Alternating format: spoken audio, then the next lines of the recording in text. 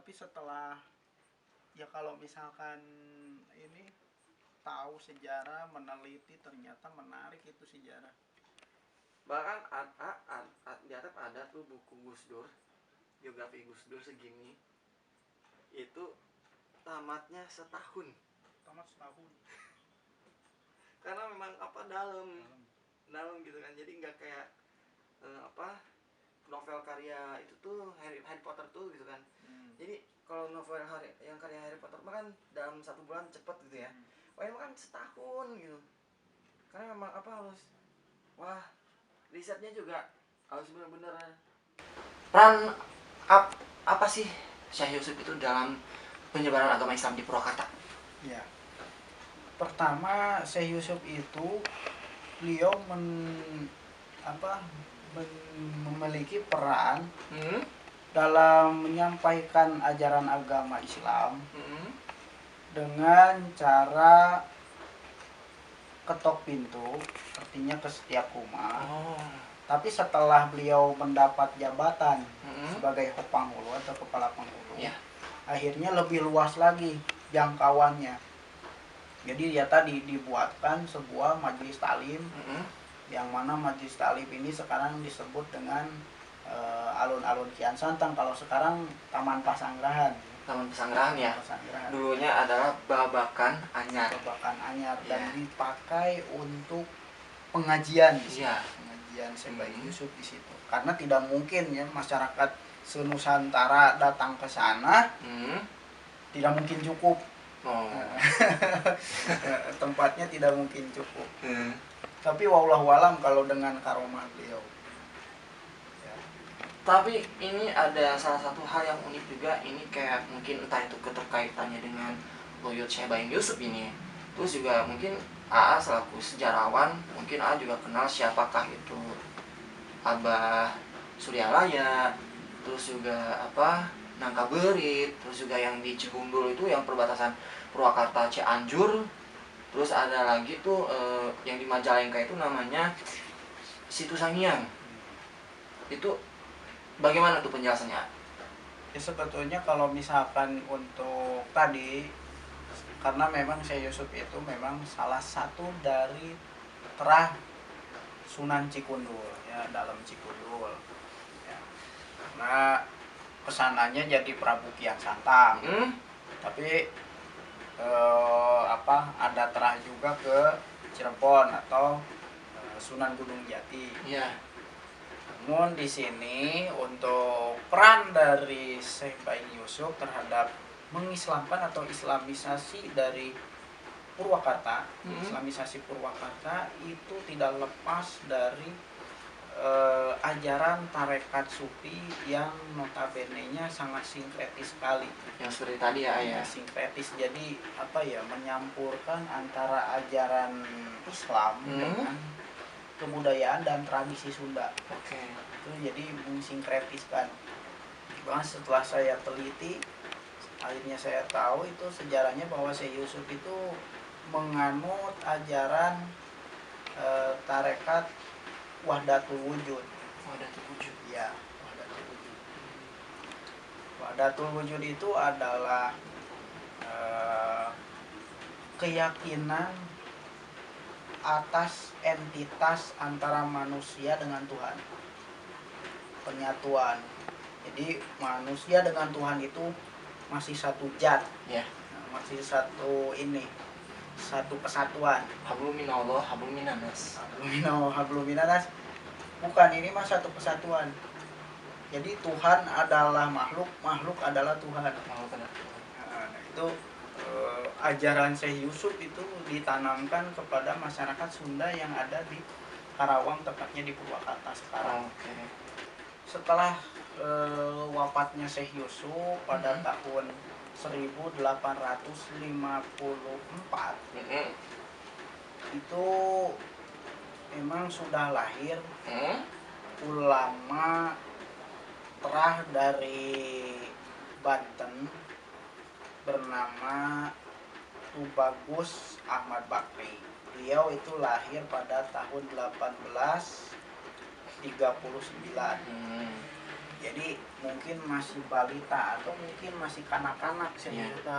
Tubagus Ahmad Bakri masih kanak-kanak, Syekh Yusuf sudah 130-an lebih tuh usianya, dekat-dekat mau meninggal gitu. Nah, namun di sini yang unik setelah saya teliti ternyata ada jalur ketarekatan. Sama tarekat juga ya? Ya, tarekat. Jadi Syekh Yusuf itu saya katakan mengamalkan atau mengajarkan tarekat yang bernuansa budaya Sunda. Di mana Syekh Yusuf ini membolehkan adanya tradisi-tradisi dan juga kebudayaan-kebudayaan yang diamalkan oleh nenek moyang sebelum-sebelumnya terdahulu. Kok membolehkan? Lah itulah yang namanya tarekat itu kadang sinkretis, saya juga bilang kan, menyampurkan antara ajaran Islam dengan ajaran Harun atau ajaran manusia, orang tua terdahulu. Ya. Sehingga dinamakan ajarannya sinkretis dengan ajaran kebudayaan Sunda. Nah, perbolehan, mohon maaf itu adanya syukuran seperti pranata mangsa, menghitung tahun, kemudian nyuguh, bakar lupa, bakar menyan dan rimbon ya. Iya. Ya? Kalau di Jawa mau pare rimbon gitu ya, sahabat aspirasi.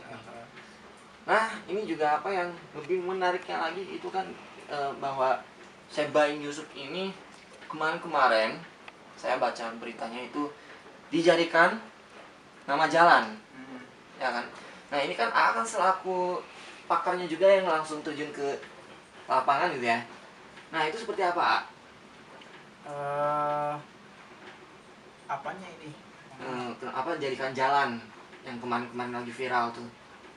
Nama Syekh Baing Yusuf. Iya, jalan baru. Kalau untuk dijadikan jalan sih saya memang mengapresiasi, alhamdulillah ya. Pemerintah Kabupaten Purwakarta sudah terhadap pejuangnya. Pejuang pendiri, salah satu pendiri nama Purwakarta atau pendiri Purwakarta, yaitu salah satunya Syekh Baing Yusuf. Selain 3 tokoh, yaitu Syekh Baing Yusuf dalam sholawat sebagai muridnya, dan juga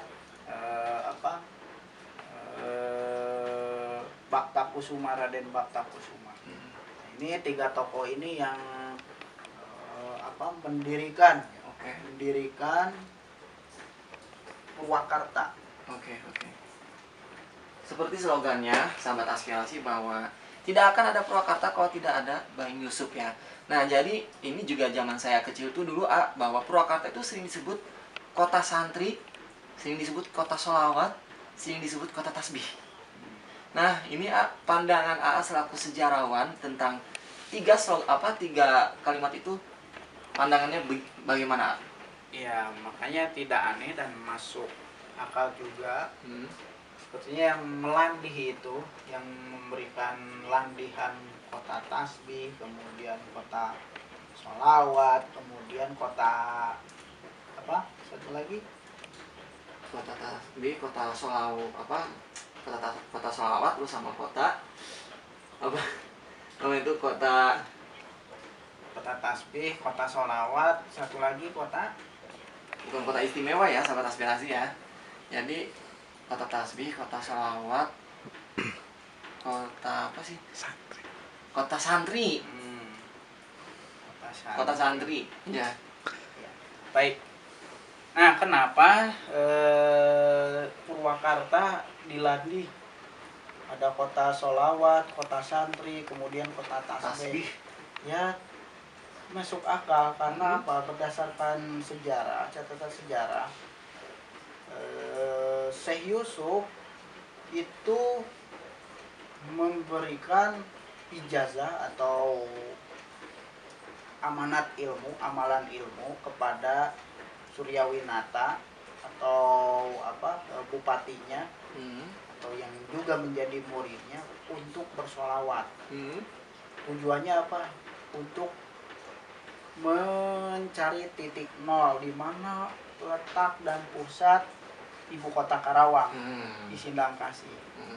Nah, akhirnya Suryawinata menjalankan amanat amalan yang diberikan gurunya, yaitu Syekh Baing Yusuf, untuk banyak bersolawat. Nah, makanya tidak aneh kalau misalkan Purwakarta kenapa disebut kota solawat, karena lahir dari bupati yang sering baca solawat, Temenggung Suryawinata, yang berjulukan dalam solawat. Nah, kemudian kenapa disebut kota tasbih? Karena tasbih itu identik dengan zikir, ya, identik dengan zikir. Karena memang Syekh Yusuf itu adalah ulama tarekat.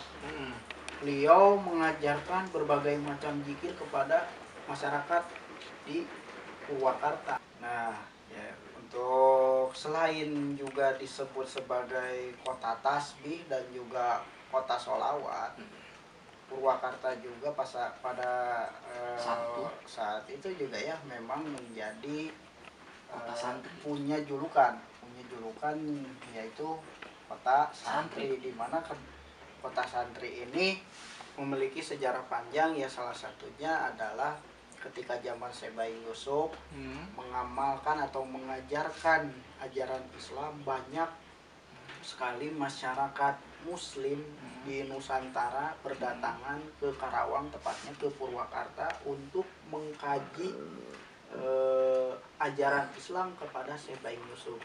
Dan santri itu diidentikan kepada seorang ulama dan juga seorang murid yang menjadi murid yang mengkaji tentang studi Islam itu suka disebut dengan istilah santri.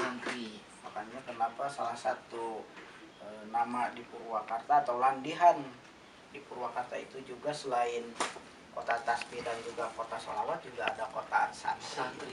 Terlebih Syekh Yusuf punya murid yang paling pionir ya, ahli kitab kuning Nusantara, guru besar kitab kuning Nusantara, yaitu Syekh Nawawi Al-Bantani.